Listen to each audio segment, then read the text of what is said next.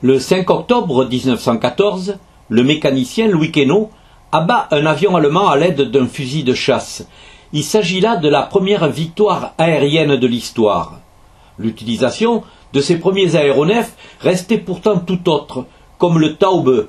Cet avion était conçu surtout pour faire de l'observation. Voilà. Il y avait un pilote et devant lui il y avait un homme qui photographiait, etc. Et puis un jour il y a un avion français qui leur a tiré dessus. Voilà. Et il se dit, pour riposter, pour se défendre, on va donner aussi aux photographes un fusil. Voilà. Alors ça a commencé comme ça. Voilà. Mais bon, cet avion a été très vite dépassé par la technicité. Il y a eu une évolution énorme en l'espace de 4 ans, entre le début de la guerre et la fin.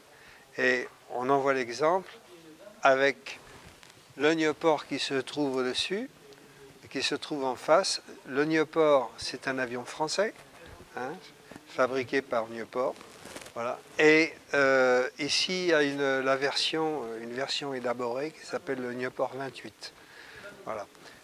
Cet avion, donc, vous avez vu, il est équipé de 2 mitrailleuses. Il a un moteur beaucoup plus puissant, bien entendu, que le Taube. Et puis, une évolution qui s'est avérée indispensable et que les mitrailleuses tiraient à travers les vis. Voilà, avec un système de synchronisation. Voilà. Cet avion faisait partie de l'escadrille Lafayette. Lafayette, c'était une escadrille composée de volontaires américains et canadiens.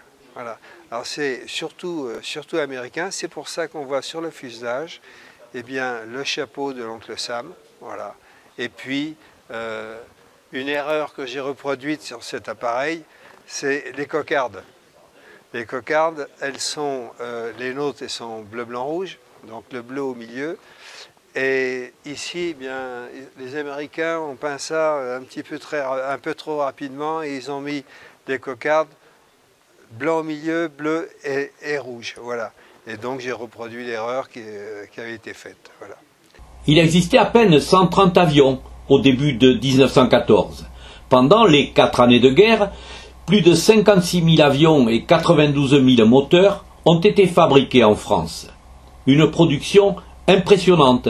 Elle marque bien la volonté des belligérants de s'assurer la maîtrise du ciel.